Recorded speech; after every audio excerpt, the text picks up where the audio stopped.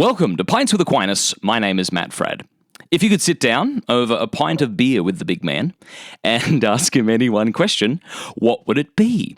In today's episode, we're joined around the bar table by my wife, Cameron Fradd, to discuss, sex. We're going to see what Aquinas has to say about sex. Was it the result of the fall, as some people have said?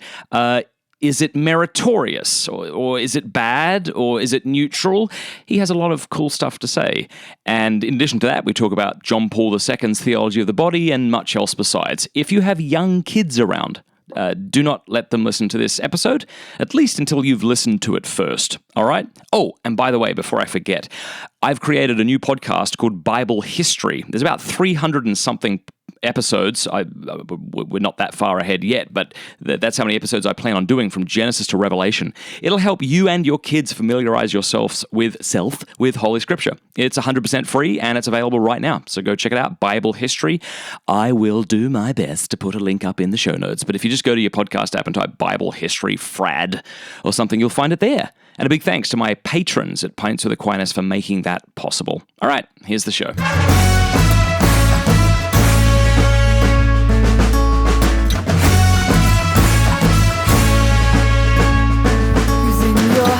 Welcome to Pints with Aquinas, the show where you and I pull up a bar stool next to the angelic doctor to discuss theology and philosophy. I'm Matt Fradd. Today I'm joined, as I said already, with my beautiful, beautiful bride, Cameron Fradd.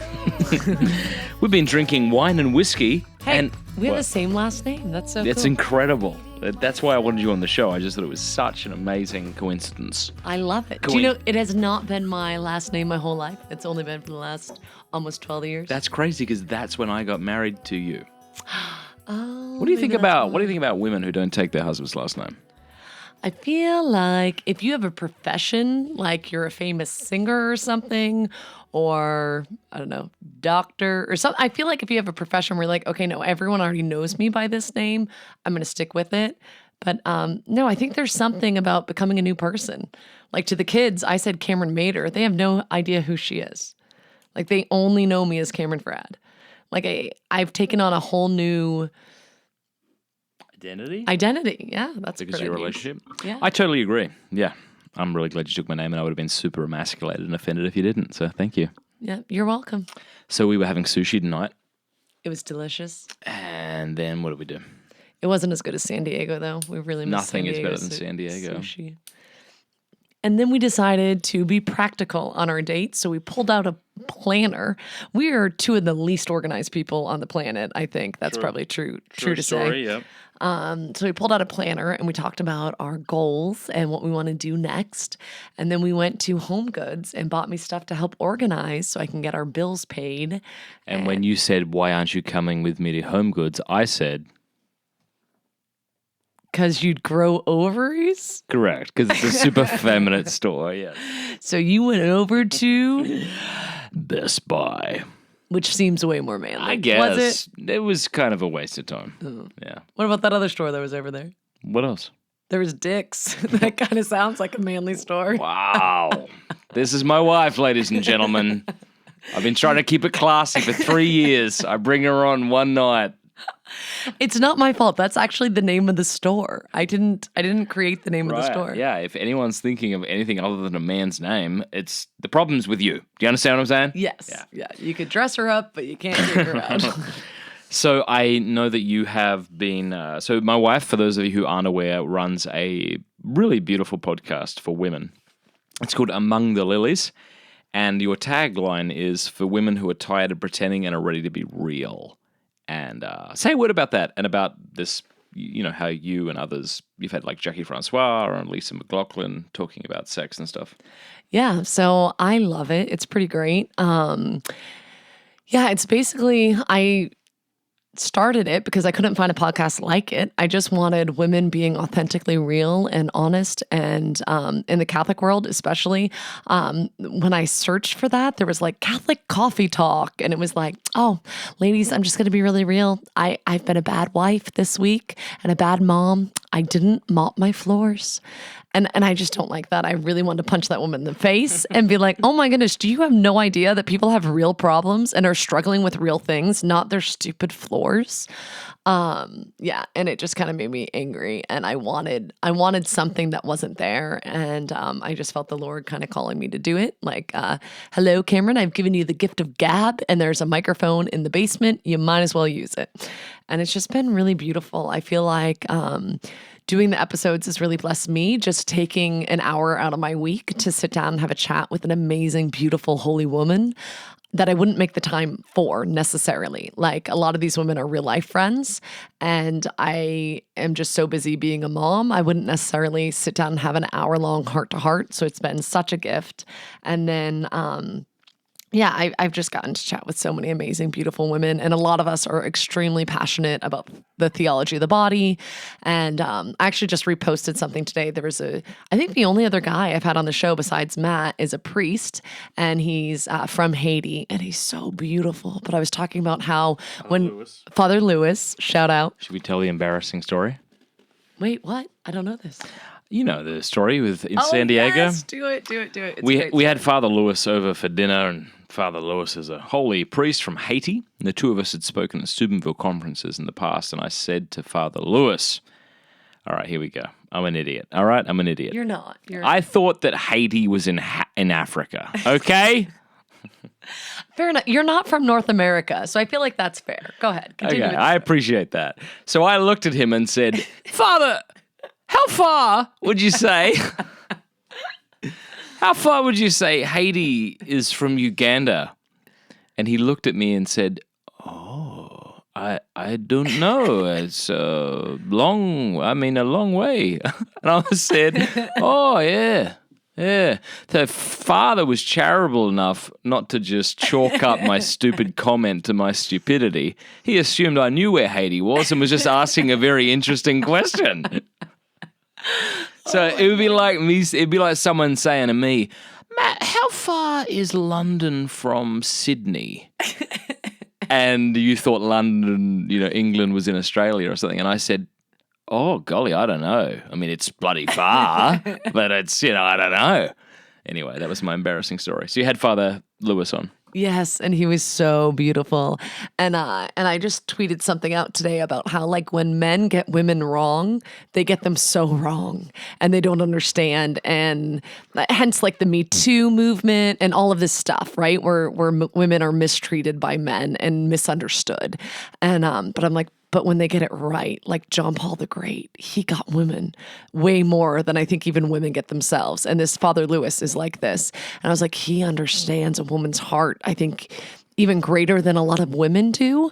And he was just so beautiful and real. And we just did this episode on love and femininity. And it was just beautiful. He's just a beautiful, holy man. And why was I sharing about him? There was. We were talking about sex, were we? Yeah. Oh, yeah. Yeah, right. Good. Yeah, sex. Yeah. So Father Lewis, Haiti. speaking of sex, Father Lewis does not have sex ever. Never has, never will. Praise God. He is married to the church. But no, he was talking about how, he understood women so well. And I feel like when you're married to the church, like there's a gift, there's a grace there. And I feel like he understands women. It's the same with John Paul the Great. I feel like people are like, I'm not going to listen to some old celibate man. What does he know about sex? They obviously have not read the Theology of the Body. Like, I feel like the Holy Spirit, the guidance and just the wisdom that he had and just knowing the heart of woman, like, it's just so beautiful and real. And I feel like in a good marriage too, I feel like you get to that point, like you're obviously way more intimate with this person than anyone else in the world. And you know a part of them that no one else sees or knows. And with that, you have the ability to help each other grow in holiness, but you also have the ability to hurt each other. I know that I'm guilty of this with you. I'm very sorry, honey. Please forgive me. But I feel like you're given this, I don't know, deeper, more intimate area because of the marital relationship. So, Aquinas is the most unsexy writer in the history of writers. I've said it a million times over.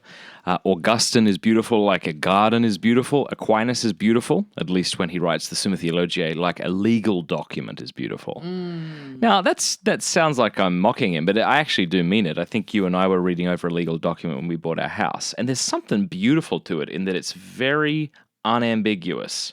Every single word is there for a reason, and so when Aquinas is going to talk about sex, same thing. So I just want to look at a couple of things here in the supplementary section of the Summa Theologiae, and we can chat about them. So, and again, very unsexy, right? But we'll talk about it, and then we'll see what you have to say, Cammy, and then what John Paul II has to say. So in, matrimony and nature, supplementary section, question 41, and we're looking at like Article 2, and 3, and 4.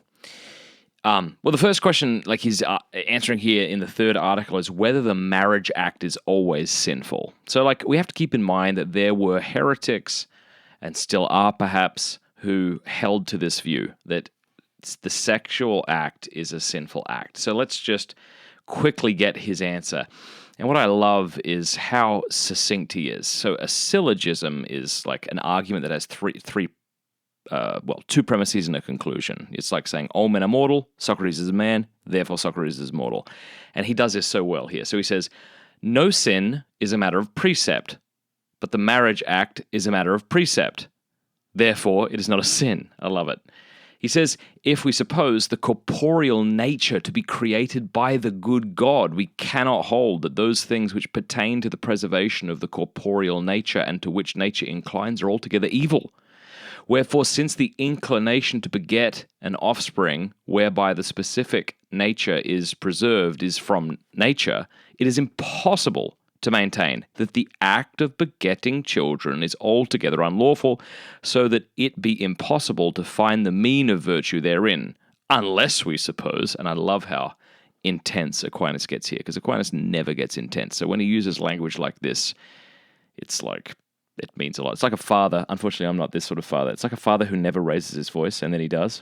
I raise my voice way too much, and so I miss the kind of dramatic factor, because I'm always dramatic. Yep, this is true. My bad. He says, since the inclination is altogether unlawful, so that it is impossible to find the meaning of it, unless we suppose some are mad enough to assert. I love that. Unless we suppose that some are mad enough to assert that corruptible things were created by an evil God, whence perhaps the opinion mentioned in the text is derived, wherefore this is a most wicked heresy. So if you want to argue that sex is unlawful and never permissible and never meritorious because it is evil, and you're basing this on this idea that there's a good God and a bad God, right? This sort of dualism that would say that the body is good, the body is evil and the spirit is good. He calls this a wicked heresy, and those who assert it, he says, mad enough to assert. I just want to read this here. This is objection 6 in the third article and his response. So here's the objection. Someone might say this, right? They could argue against sex and say, further, excess in the passions corrupts virtue. Now, there is always excess pleasure in the marriage act, so much so that it absorbs the reason, which is man's principal good, wherefore the philosopher says in the Ethics that in that act it is impossible to understand anything, which is a pretty good way of describing it. I mean, it's much better than getting drunk in my estimation anyway. Therefore, the marriage act is always a sin. That's the objection. And he says, this is Aquinas' response, the excess of passion that corrupts virtue not only hinders the act of reason, but also destroys the order of reason.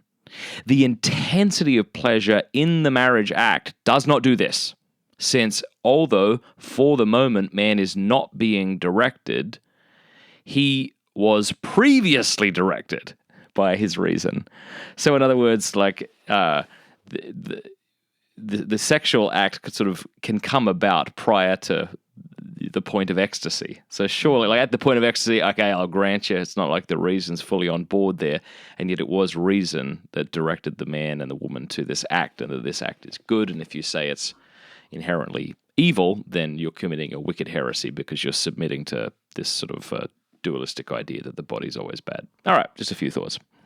Yeah, no, I think two things that pop in mind. One is, what about the mystics? Like, what about prayer and that intensity when you are praying and you are not in this world anymore, and like you're levitating or what? I mean, Yeah, you're in ecstasy. Yeah, you're in ecstasy. And it's like, oh, well, that's sinful and bad. That's too close to the Lord and that's not okay. No one would say that. And then the other is the intimacy. I feel like because sex is Just hit my head on the microphone, everybody. Continue. Did that hurt? Are you okay? A little bit, yeah. Because it's so intimate and it's so intense, it's like, oh, no, I don't want to feel that. I don't want to experience. It must be bad. It's not okay. But I think that it's like you're denying what it is. I feel like because sex is so good and so holy and so beautiful, and it's good to desire it. It's good to come together. I think that of course Satan's going to attack there, right? And be like, no, that's bad. Look, there's pornography. Look, there's fornication. Look, there's brothels, all these things. Like, look, sex is bad. And it's easier to be like, oh, okay, let's push that all down and let's say it's all bad and turn away versus separating the good and the true and the beautiful from the distortion of the good, true, and beautiful. Amen. Yeah, and that reminds me of some people who would argue that sex was a result of the fall, right? And so in question 42, in the second article, Aquinas addresses this head on, and he just says this again in a syllogism, right? He says, so in response to those who would say, like, essentially that sex is a result of the fall, he would say, it is said, have ye not read that he who made man from the beginning made them male and female? Further, Aquinas says, matrimony was instituted for the begetting of children, but the begetting of children was necessary to man before sin. Therefore, it behooved matrimony to be instituted before sin. Mm-hmm. And the very first commandment the Lord gives us is be fruitful and multiply. Yeah, this is something I heard from Peter Kraft, actually. It's, where is it? Genesis chapter 1, verse 28. And I use it all the time. And I always try and give him credit there, not that he needs it. But yeah, the first commandment from God to humanity, Genesis chapter 1, verse 28, is be fruitful and multiply. And Peter Kraft said quite winsomely, I don't think by that he meant grow pineapples and invent calculators. Right? No, he meant have sex, have babies and fill the world. So sex is good. And, if it wasn't good, you couldn't make it ugly. This is true. Like, if something is not good, it is, in a sense, ugly. But, so you can't make rubbish ugly. Like, you can't make a pile of garbage ugly. It just is ugly. Mm-hmm. And so if sex weren't beautiful in some sense, you couldn't make it ugly, but you can make it ugly. Therefore, it is in some sense beautiful. And okay, one other thing, and then we can kind of move on from Aquinas a little bit here, is he says also, not only is it not sinful, not only was it marriage instituted for the begetting of children prior to the fall, but that it's meritorious. He says, every act whereby a precept is fulfilled is meritorious if it be done from charity. Now, such is the marriage act, for it is said, let the husband render the debt to his wife, therefore, etc. Further, every act of virtue is meritorious. Now the aforesaid act is an act of justice, for it is called the rendering of a debt, therefore it's meritorious. Let's talk about the debt thing for a bit, can we? Mm-hmm. You want to start? No, you go. Why? Because it's dangerous territory? Yeah, pretty much. Your podcast, you take the day. Gosh, man. I think that a wife should not reject her husband or a husband reject his wife unless he has very good reason to do it. Headache's probably not a good reason, unless there's actually a headache. But I really feel like it is a debt owed to each other. I mean, a debt might be a negative way to put it, right? So what we could say is, like, we've become one, and in a sense, like, you belong to me and I belong to you. And if I desire out of love to give myself to you, or if you or let's make this less personal, if a woman desires to give herself to her husband, unless he has good reason, like maybe he thinks she's using him, and if he gets that sense, or if she gets that sense of him, then she shouldn't submit to that, right? Because she's allowing him to sin. But other than that, like, she needs to submit to him and he to her. What do you think? I agree, but I think you also need to use prudence, right? So if they're at the grocery store and the desire's there, obviously not. Obviously. I didn't mean bloody that. Okay, well, I'm just saying. And then also, like, being mindful of where she is. Like, maybe she's fertile and has a newborn, and now is not the time. She would be so overwhelmed and stressed out to have another baby right now. So that's where the beauty of natural family planning comes into play. That's such a great point. I'm so glad you said that, because you remember telling me that story when you, I think it was a nun who told you this story, one of the Sisters of Life. She met a husband who was bragging to her about his wife and their 8 kids and how she homeschools them all, And she said something like she wanted to slap him. And not because homeschooling is not very beautiful and meritorious, not because it's not meritorious to have a large family, but because she looked dead inside. Yes. You want to talk about that? Yes. Exhausted and dead and tired and just not fulfilled, not loved. Not coming alive in her vocation at all, but a slave to children and homeschooling. And I homeschool. There's nothing wrong with that. I am so good at homeschooling when I pay someone else to do it. I have a tutor that I hire. Let me tell you, I'm so good at homeschooling. You should write a book, How to Crush Homeschooling. It's all about how to hire and pay someone else to do it. No, but that's a really good point. And I'm glad you said that to balance it out, because I think I'm trying to make a point that isn't often made. Yes. Right? That like a woman, for example, shouldn't just reject her husband. She'd be wrong to do that. Yes. And vice versa. Agree. So I'm just trying to kind of push on that point that isn't often pushed on. Right. Right? Isn't often kind of emphasized. But your point is exactly right as well, that it's an act of love to refrain, even if one has to refrain for months on end. Yes. Because, a husband's wife might be, emotionally, what do you say? Sort of on edge, and that if she has another child, it's gonna put her over the top. Yeah. And then also just knowing, and I completely agree with you. I remember my best friend's grandmother, who I believe was a Christian. She wasn't Catholic, but she was a Christian. And she said to her, she's like, just remember, never say no to your husband. Never turn him away. Always say yes. And she was like, oh, okay. And it was just like a little awkward conversation from her grandmother, but her grandmother was just a beautiful, holy woman who loved. And my friend took it as, well, you and your husband have an amazing relationship and are so beautiful. And he was such a gentleman to her, and I saw the way he interacted with her. And that was part of it. It's like, this is something that you get to give of yourself, a way that you get to love your spouse and give yourself to him totally and completely, and meet needs, yes, but also just become more, more human, more. I feel like when the two become one flesh, I feel like there is a encounter of the divine, right? And I think that it does help you grow in holiness, and it helps you better love each other. I actually was thinking about doing an episode soon on Ephesians 5, because I have a Facebook group of about 4,000 women, and something that someone brought up recently was Ephesians 5. And they were like, explain this to me. I don't know how. She's like, I think I get it. We had that at our marriage. I know. That's what I was going to say. Yeah, no. You go. No. I have nothing to say except, right, wives, submit to your husband as to the Lord. Yes. Right. Yeah. Sometimes I feel like I need to remind you of that. And that's when I punch you in the arm, because I love you so much. It reminds me of that scene from, what was it? A Man for All Seasons? Where St. Thomas More says to his wife, mind your house, woman. Yes. Yeah, I feel like I say that to you a lot. You do. We have a weird relationship, though. Most people, if they tried to do what we do, would destroy their marriage. But it works for us. Well, we'll see. So far, 12 years in. What's almost. difficult, right, is you want to emphasize both ends of this spectrum.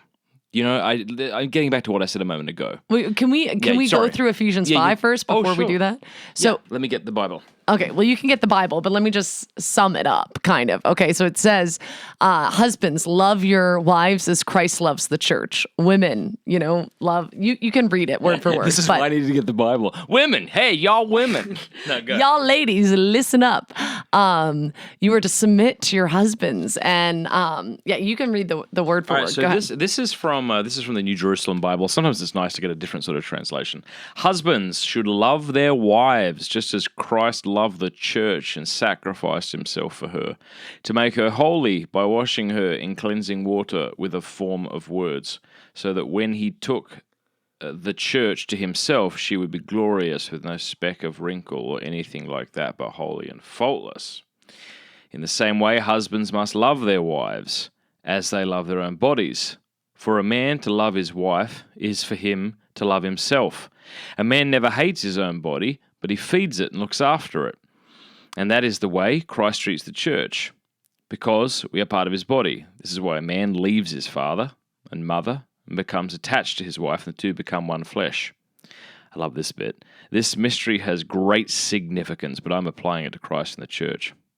To sum up, you also, each one of you, must love his wife as he loves himself, and let every wife respect her husband.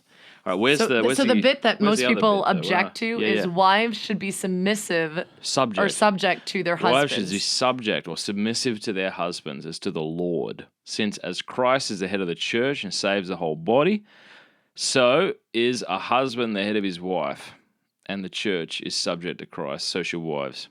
Now, look, if you're a Christian, you've got to believe that. Yes, and I do believe it, You but I gotta also submit think to the word of God. Woman. Yes, You hearing I me? do. But I also think it needs to be defined more, right? Right. So it's saying, Clarified, yeah. yeah, like husbands, love your wives as Christ loved the church. How did Christ love the church? Yeah. That right there, the crucifix. He poured his life out. He said, this, I give myself to you totally and completely. He died on a cross because he loves us. So husbands, that's what you should do for love of your bride. Right. Say, this is my body given up for you. I find one way that I feel like I really emulated this in our marriage is through childbirth. I'm a horrible pregnant person. I'm so bad. And I had C-sections. And I felt like, especially towards the end of my pregnancies, I have all these contractions and I get hospitalized and it's just not pretty. And then I get sliced open, which is also not fun. But I feel like my whole prayer that whole time is, this is my body given up for you, for love of my husband and for love of my child. This is my body given up for love of you. And I feel like if you read that and you look to the crucifix and you look to Christ, and it's like, okay, yes, I'm willing to let you do that for me.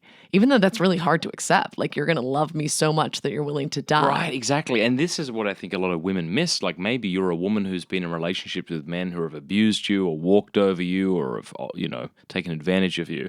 So to hear submit to your husband, it sounds like somebody's saying be okay with it being a doormat. Right. Right? And that's not. That's totally awful. And if a man were to say to me, submit, look at that, you'd be like, all right, that's true, but you need to spend some time meditating on what it means to love your wife like Christ loved the church, because just reading that out loud embarrasses me, because I fail drastically at that every day. And I don't mean that in a pious, humble way. I mean, no, that's just true. Like, maybe it's humble, but it's not humiliating. I don't mean it to, I'm not being hyperbolic here. Like, I am really bad at this.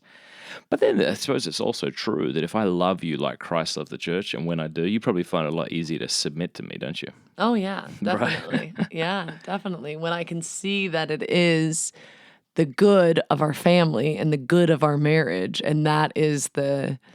I think it's good too, like that the man should like lead the household in prayer. Yeah, you do a great job of that. But the man should do that, and the woman should submit to that. And allow that. Agreed, but if he is not going to take that role, I think she should still play with the kid, pray with the kids. Of course. Yeah. Of course. But agreed. I guess we're talking about ideal situations, aren't we? Yeah. But back to that sex stuff earlier. I was talking about how you want to push on two important points. One important point is, no man should lust after a woman. No woman should lust over a man. No, if a woman, wants to fornicate with her boyfriend. By the way, we need to bring back the old words, I think. Yeah. Fornicate, sodomy, self-abuse. Are you listening, Catholics? I want to bring these words back. Because when we adopt the society's words for these evil actions, we tend to start thinking that they're less evil than they are. Yes. But to fornicate is to commit an evil act. To commit the act of sodomy, anal sex, is to commit an evil act. To masturbate, right? We used to call that self-abuse. It is a sense of self-abuse. I think I'm going to start doing that. I've been thinking about this for a while. We got to bring those words back. But anyway, sex. Yeah. So you both have to be there, right? So it's like if you cannot submit to your wife or to your husband if they want to take advantage of you in an obvious Correct, way. I yes. suppose you could be overly scrupulous or critical of your husband. This is true. But at the too. same time, like, you should submit to your husband. And I know, for me as a man and for men in general, men tend to experience love through that sexual act. Like, that's how they give and actually receive love. Mm-hmm. And look, I'm just speaking as a man because I'm not a woman, actually. But like, as for a man to be denied that act of love, it's like saying, well, I'll just love you in other ways. Like, well, that's great for you, isn't it? But that's actually not how I receive love. And it really Bacon and eggs isn't the equivalent. It's no? not the bloody equivalent. It's all right. Getting you a beer. No, not the equivalent. Because sometimes, like, women, you could hear a wife saying to her husband, it feels like that's all you want me for. And he's like, okay, well, what do you want to do? Well, we need to talk.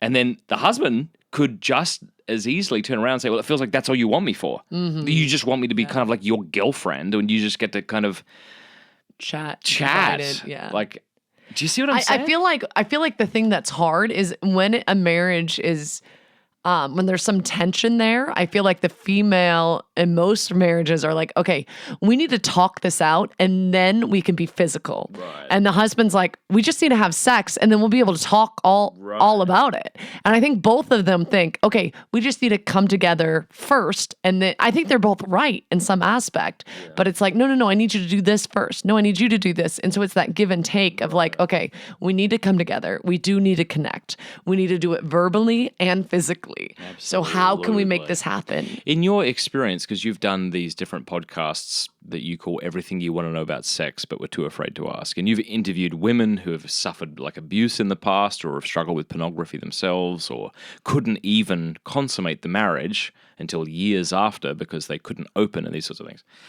Like, what are women saying about this? About the importance of, I don't know. I guess I feel like if you look at society, this is all based on personal experience, but it kind of felt like in the 90s, a lot of it was like, screw the man. Like, he's just like all out for sex. And then don't actually screw him. Yeah, forget him. sorry. Is more of what they're Whereas saying. like women today, like if you watch like music clips, they're essentially glorified whores who don't make money. Like that's essentially what hip hop music is today, a lot of it. Like there's some stupid song right now about a woman saying God's a woman. And it's all, what she means is I'm God because I'm going to have sex with you and you're going to think I'm God. So she's clearly a stupid idiot. Not intelligent enough to be offensive. But the point is, so it's almost like you've got this like vulgarity on the side of women now who are saying like they want to act like unpaid whores, just like they used to accuse men of being pimps back in the day. Right. I think that there is, and interject if I'm not answering your question, but I think that I think we live in a time that everyone thinks it's okay to talk about sex and we talk about it so much and we're like, look at us, we're so open and accepting and sex is fluid and it's everything and it's nothing and it doesn't matter what your gender is, but it, and just do what you want with your body and virginity is just something to be gotten rid of. And it's like, there's this freedom. But then if you actually talk about what sex is, or you talk about the beauty of marriage, it's like, oh, TMI. Oh my goodness. True. Why are you going there? Why are you? That's too much info. That's a great point. Can I share a story? When I got married, I shared with somebody who was a Catholic, and he was a groomsman, and I said how our wedding night was really beautiful, and I said there wasn't an ounce of lust. It was a joyful, full giving, And he, the Catholic, said, that's amazing. And I remember later on speaking... And he was not married and not in a sexual relationship. That's correct? right. Yeah. Now, I want to be careful here because I don't want to no. mention names. But then later on, at a totally different point, I was talking to somebody, a friend who was, I think they were living with their girlfriend, and they certainly weren't Christian. And I said the same thing. I said, on our wedding night, it was a beautiful thing. And he said, oh, wow, way too much information. Now, here's a guy who openly, watches porn, but it was too much information. And I wanted to say, who's liberated here? Yeah. Yeah, and I think that's part of it. And I think that's the beauty of the sex series that we've been doing. I have this sex series that I decided to do. And because so many women kept reaching out, I felt like I was having these same conversations over and over again. And a lot of it was Matt and I worked for Net Ministries and we supervised these young adults, and I was a youth minister. And I feel like I had these girls come out of nowhere as they were getting ready to get married. And they were like, I need advice. What do I do? What do I say? What's this? And have questions early on in marriage. And I was like, you know what? There should be something for them. And so I interviewed amazing, beautiful, holy, wise women.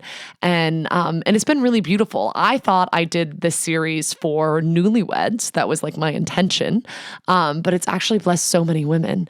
And some of them are single and they said, this is the sex ed I never had, or this is the theology of the body that I need. I need to have this intimate conversation. And people have said, like, I've never heard people talk so much about sex and be intimate in the conversation, but go through no details or such little details. Yeah, no, that's really great. You've read some of those emails to me of people who were saying, yeah, I didn't think you could be this raw and this respectful, and uphold the tremendous dignity of the sexual act. I love what you said a moment ago, that it's like our society says sex is everything and sex is nothing. Mm-hmm. So I wanted to ask you, like, how then does one begin to talk about the importance of sex in a sexual age? Because people have been hurt sexually. Right? So that even to bring the topic up is to court controversy and is to offend people. I'm sure I'll get some emails from people who have been very offended by this episode, and I pray that it's not because we spoke, imprudently. If we have, God have mercy, but I think also because people have been hurt and that people don't even know how to say the word penis and vagina without feeling awkward. And I think a lot of that comes back to our own wounds, So how do you begin to talk about sex with your girlfriend, say, or a man with his friends in a way that, isn't glorifying fornication, isn't like, falling into what the world's messed up view of sex is? But you know what I'm saying? Yeah. I think it's by being real and raw with those closest to you. Like, I think we all have our own tribe, right? We have our own people. We have our, those that are closest to us that we can talk to and be real with. And obviously you wouldn't bring it. I feel like I have a lot of women that talk to me about their marriages and intimate things in their marriages because and they're always awkward bringing it up. Like, it's like, so I don't want you to think my husband's a bad guy, but he kind of looked at, pornography, and like want to move on. I'm like, oh my goodness, we're real life friends. And we actually have a book on this. And like, this has been a struggle in the past. Like, I'm happy to talk to you about it. I know your husband's a great guy, and I feel like it's taking that leap of faith and having someone that we can be real with and honest with, and, not being afraid to share more vulnerably and also to receive that. And I feel like that's why I love like Father Lewis or Father Bill or these priests that are just Father Sean, these priests that are just willing to go there and just be honest and real from the pulpit. And then also there's so many lay people like the Theology of the Body Institute and Christopher West. And I think listening to that and letting that sink in and hear it and really praying through that and letting that be the message that we hear and not the body is bad. Sex is bad. I one time overheard, and I wish I corrected the woman in the moment, but I didn't. Beautiful, good Catholic mom who homeschools her kids, and the daughter said something about the kids were playing in a waterfall type thing, and it was probably my kids. Somebody was like kind of stripping off their clothes, and it was probably like my 2-year-old. But her daughter was like, no, body bad. Naked's naughty. And she's like, that's right. Naked's naughty. It was someone that I was with. And I was just shocked by it. And I was like, oh my goodness. And she's like, that's right. We teach them right from a young age. And I wish I didn't correct her because I was just really shocked by it. But I was like, no, naked's not naughty. Like we teach our kids, like, your body is good, and yes, you need to respect it and wear clothes around other friends and things like this, But I feel like it's easy to go to that mindset. So I think it depends on where you are. I feel like you need to be comfortable and reading things like the Song of Songs, like reading that and not blushing, like I feel like exposing yourself to the true beauty of sex in the body. Well, we've both had powerful experiences of the theology of the body in our part. I feel like people who are Catholic and who are our age and who have been Catholic for, like 20 years or 15 years or so, have all kind of have had some encounter with John Paul II's theology of the body, and many of them because of the work of Christopher West. So I know both you and I have an experience of hearing Christopher West. When you heard it, you got angry. When I heard it, I was crying. And this would, which is like so funny when people knew us, me crying, you getting angry, like, really? You're not surprising. But why don't you talk about that? Remember those videos you said you were watching? Yeah.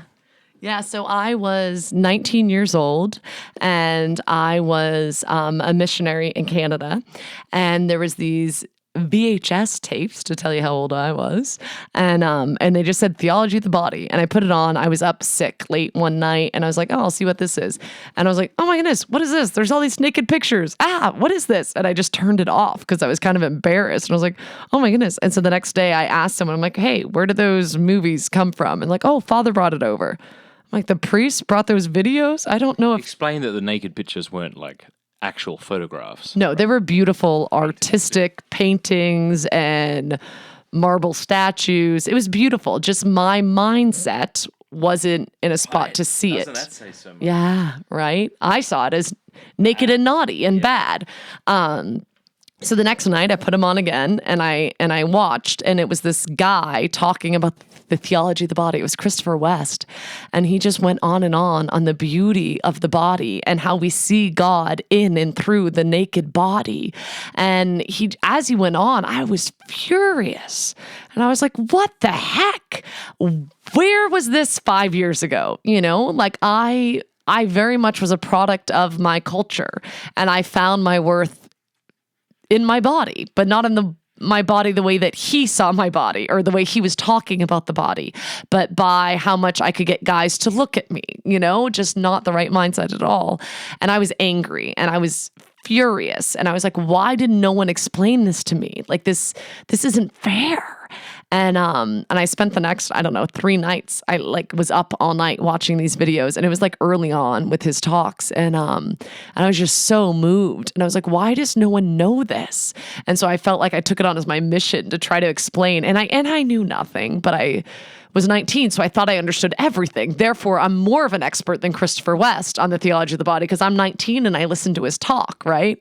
So a friend of mine would joke, she's like, why is it that we go out to pubs and somehow you have the most attractive guys coming around and you're explaining the theology of the body to them at the pub, at the bar? I'm like, I have no idea. It's totally the Holy Spirit. Whereas my experience, for some reason, when I was serving with Net Ministries and somebody gave me a Christopher West CD. It was me. I gave it to you. No, you gave me a Jason Everett CD. Oh. That changed my life. Oh. And now he's the godfather of our child. It's funny how things come together like that. But when somebody gave me a Christopher West CD, I remember this must have been the evil one or something preventing me. But I was like, nah, I don't like his voice. Yeah. What? You don't like his voice? That was me as well. Oh my gosh, God have mercy. But anyway, when I started listening to Christopher West explain the theology of the body, I was laying in bed in Brisbane listening to like a 6-part CD series. Somebody lent me.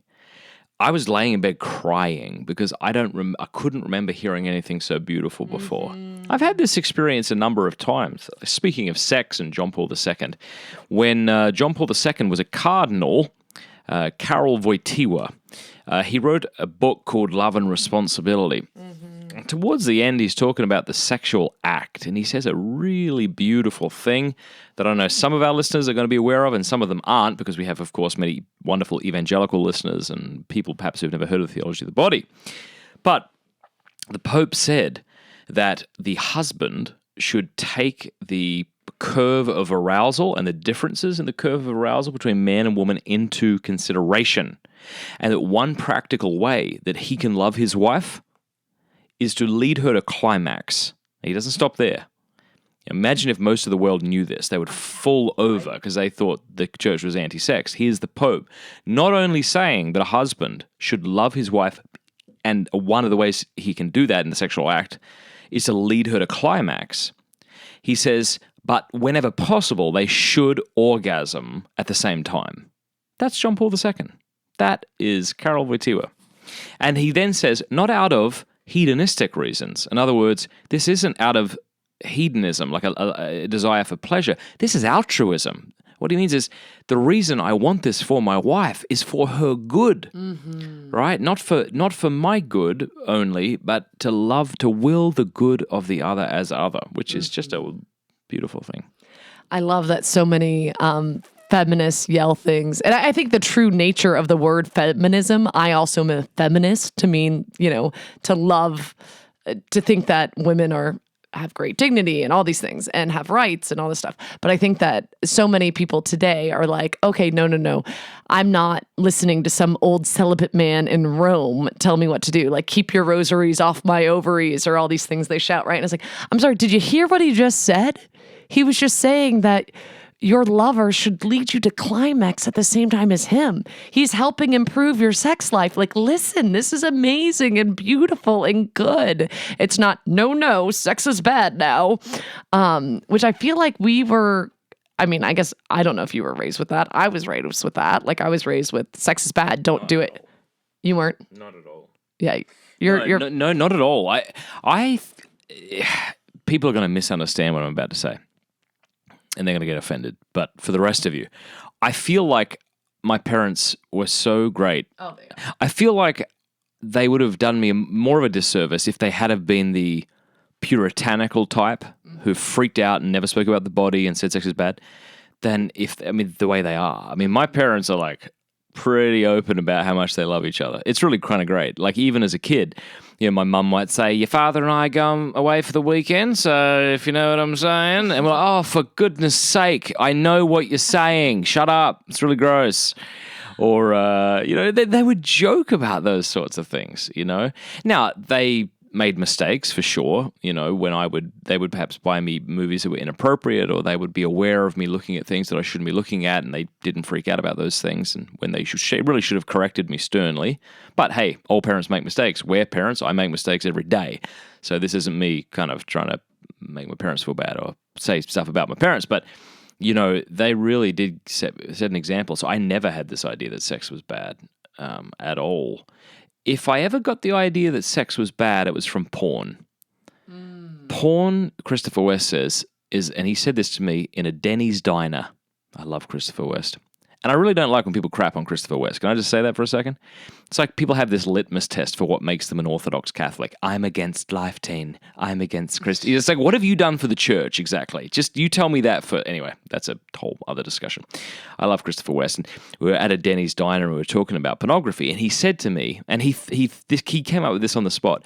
He said, pornography is a hellish mockery of a heavenly reality. Mm-hmm. How powerful is that? So good. Porn is a hellish mockery of a heavenly reality.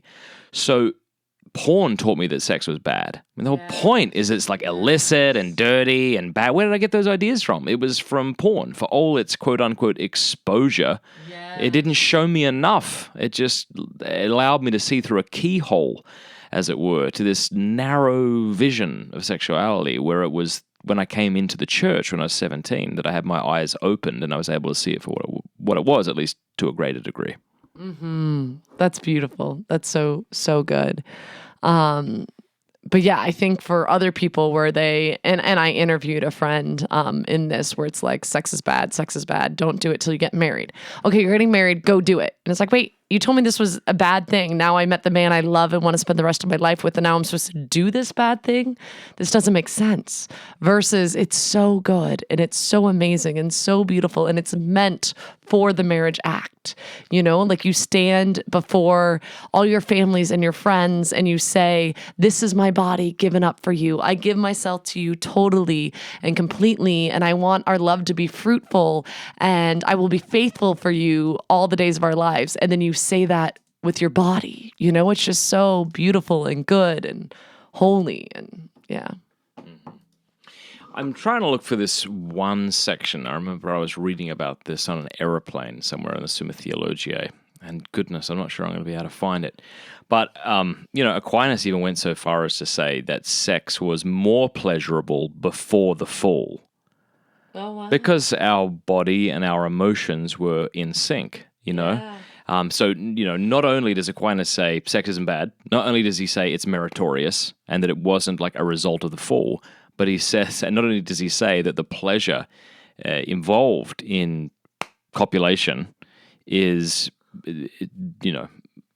makes it less good, but that he says that after the fall it became less pleasurable. And it makes you think, wow, Adam and Eve, man, woo, that must have been great. Yeah, I think even just the possibility. So, like, Eve never had to think about Eve, right? She only had to think about Adam.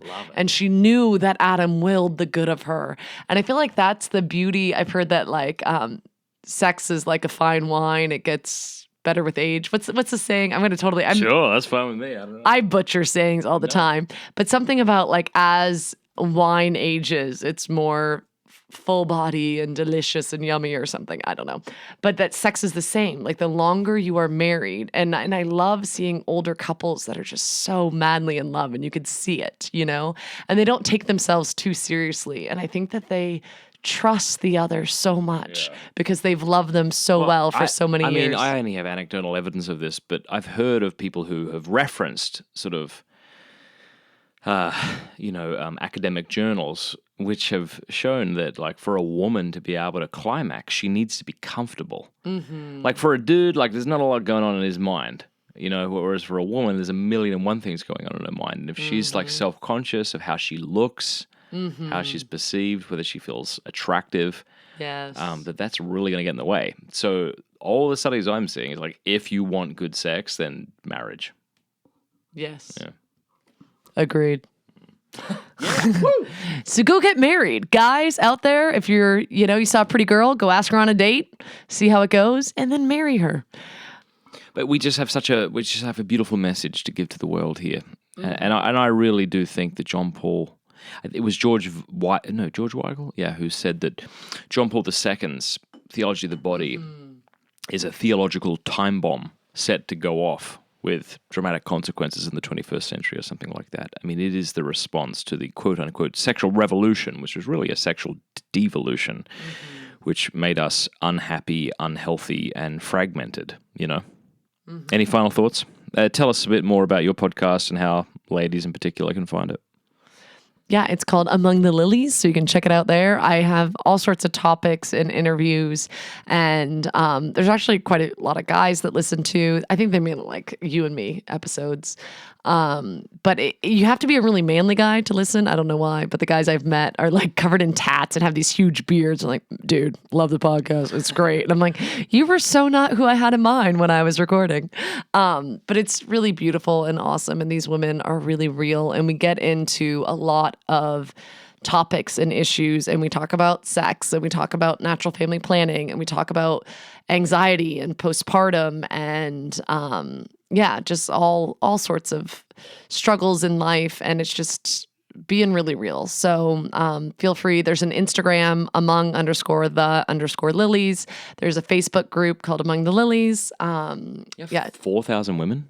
Yep, 4,000 women. It's a closed group. So if you're a guy and you can follow the page, but if you ask to join the group, we will say no. And my girls are like trolls, man. They are good at spotting a guy. Like, I guess I've accidentally approved a couple. I don't do the approving anymore. I have other ladies that do that for me. Thank you, ladies. But I'll get like a random text or be like, oh, I saw a guy. There's a guy on this page and here's his info. And we get them out quick. So they're amazing, beautiful women that just love one another and inspire one another and really just help each other be fully alive and support each other. I feel like as women, so often we're our own worst enemies, and we could tear each other apart and tear each other down or rip each other apart. But the Among the Lilies ladies are beautiful and very encouraging and uplifting and supportive. So yeah, if you don't have lovely ladies in your life and you'd like them, go to the Facebook page. And I'd recommend to everyone listening to go check out what the Catechism of the Catholic Church has to say on the beauty of sexuality. You could go to Part 3, Life in Christ, Section 2, the 10 Commandments, and look at Chapter 2, You Shall Love Your Neighbor as Yourself. Article 6. So the paragraph would be beginning like 2331.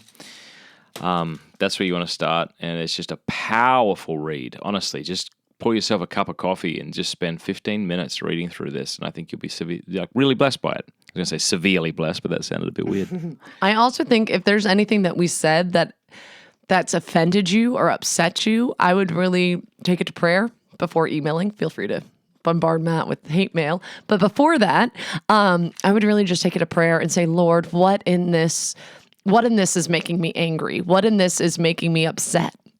Please take that and untwist it, Lord. Show me the truth. Show me the beauty. Show me the beauty of sexuality. Show me the beauty of the human person. Show me the beauty of my own body and the truth of sexuality and the way you made us. Like the Lord made us male and female. Woo. Yeah. Vive la différence. Men can't magically become women and women can't magically become men. Which it's funny that should be such a, controversial thing to say today. There's not much soil in the brains of an addict for logic to grow out of, and so we shouldn't expect much logic in the discourse that we're having with our society or our culture, however you want to frame it, when it comes to sexuality. I mean, we've got a society that says, they say men and women are merely social constructs. Like they don't exist in reality. It's just entirely fabricated. And at the same time, they make a big deal about saying it's an actual fact of reality that this man who decided they're now a woman is an actual woman. Mm-hmm. This is a whole other discussion. If you want to learn more about this sort of stuff, what's his name? I'm going to get this before I go. Here, you talk while I look it up. Okay. Oh, no. Ryan Anderson. Remember I told you about this guy? Oh, yeah. He's incredible. Absolutely incredible. Ryan T. Anderson. He has a new book that just came out, When Harry Became Sally, responding to the transgender movement. I beg you to get that book or to get it on Audible so you can listen to it. And if you won't do that because you don't have the money because you're giving it to Pints with Aquinas on Patreon like an awesome human being, then you should download the talk. Go listen to his talk on YouTube. He is fantastic, and he's able to really talk about this issue in a way that brings more light than heat, Also, look, Christopher West is amazing and awesome, and you should totally look him up too. Yeah, completely agree. All right, Cameron Fradd, lovely to have you on the show. Hey, thanks so much for having me. I bloody joy. Appreciate you inviting me over and down the stairs to your office. Love the wine. Right. Thank you. Bye. Thank you very much for listening to this week's episode of Pints with Aquinas. I hope you enjoyed it. I hope it was enlightening. A couple of things I want to ask you to do before you go. If you haven't yet reviewed Pints with Aquinas on iTunes or wherever you listen to your podcasts, would you do that? It really helps us get the word out. We really appreciate them. I do read the reviews, and it's really humbling to see a lot of the good reviews there, and nice and humiliating to get some of the bad ones. No. And also, if you want to become a supporter of Pints with Aquinas, because, you love the show, you want to see it thrive, you want to see us do a lot more work, and goodness knows we have a lot more in store, go to patreon.com/MattFradd, or just go to pintswithaquinas.com and click donate. Once you go to that page, you'll see all the free gifts. I'm not going to tell you what they are. I want you to go see them for yourself. All those free gifts that I'm going to give you in return for choosing to support Pints with Aquinas. We really appreciate your support. As I say, it enables us to do a lot of these cool things. We've got a lot of big plans that I know a lot of you are familiar with and have been writing to me about, and I'm pretty pumped. So, okay, yeah, that's it, man. Chat with you next week. Bye.